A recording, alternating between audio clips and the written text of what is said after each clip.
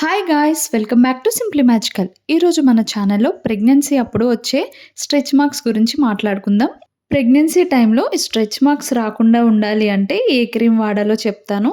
ఇదిగో చూసారు కదా, ప్రెగ్నా క్రీమ్. ఈ క్రీమ్ని నేను నా ప్రెగ్నెన్సీ టైంలో యూస్ చేశాను. కంప్లీట్గా రావని చెప్పను, కానీ నాకైతే 95% రాకుండా ఉన్నాయి. జస్ట్ ఏదో 5% చాలా లైట్గా వచ్చాయి. ఈ క్రీమ్ని నాకు గైనకాలజిస్ట్ డాక్టరే సజెస్ట్ చేశారు. చాలా సేఫ్, ఏం ప్రాబ్లం ఉండదు, యూస్ చేయొచ్చు. నేను నా 3rd మంత్ నుండే స్టార్ట్ చేశాను. ఈ క్రీమ్ని స్నానం చేసిన వెంటనే అండ్ మధ్యాహ్నం and evening night 4 times use చేస్తే రిజల్ట్స్ చాలా బాగుంటాయి. ఈ క్రీమ్తో పాటుగా ముందు మాయిశ్చరైజర్ ఏదైనా అప్లై చేసి దాని మీద ఈ ప్రెగ్నా క్రీమ్ని యూస్ చేయండి. ఈ క్రీమ్ రాసుకుంటే కంప్లీట్గా స్ట్రెచ్ మార్క్స్ రావని నేను చెప్పను, కానీ 95% రాకుండా ఉంటాయి.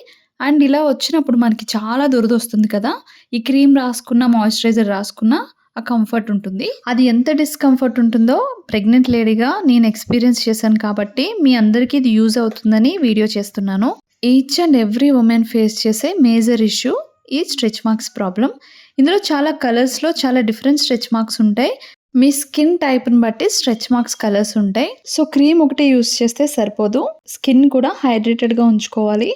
వాటర్, లిక్విడ్స్ అవి ఎక్కువ తీసుకోవాలి. జ్యూసెస్, బార్లీ ఇలాంటివి ఎక్కువ తీసుకుంటే స్కిన్ పైన స్ట్రెచ్ మార్క్స్ ఎక్కువ రాకుండా హైడ్రేటెడ్గా ఉంటుంది. మేబీ నేను వాటర్ అది ఎక్కువ తీసుకోవడం కూడా నాకు చాలా హెల్ప్ అయినట్టుంది. ఈ క్రీమ్ని మీరు ఇనిషియల్ స్టేజ్ నుంచి స్టార్ట్ చేస్తేనే ఇంకా మంచి రిజల్ట్స్ ఉంటాయి. సో 3rd మంత్ కంప్లీట్ అయిన వెంటనే స్టార్ట్ చేయండి. స్ట్రెచ్ మార్క్స్ని కంప్లీట్గా రాకుండా ఆపలేము, వచ్చిన వాటిని కంప్లీట్గా తగ్గించలేము. ఏదో మన వంతు ప్రయత్నం మనం చేయాలి. సో ఈ వీడియో మీకు నచ్చిందని నేను అనుకుంటున్నాను. నా వీడియో కనుక మీకు నచ్చితే తప్పకుండా like, share and subscribe my channel. నా ఫర్దర్ వీడియోస్ కోసం పక్కనే ఉన్న బెల్ ఐకాన్ని క్లిక్ చేయండి.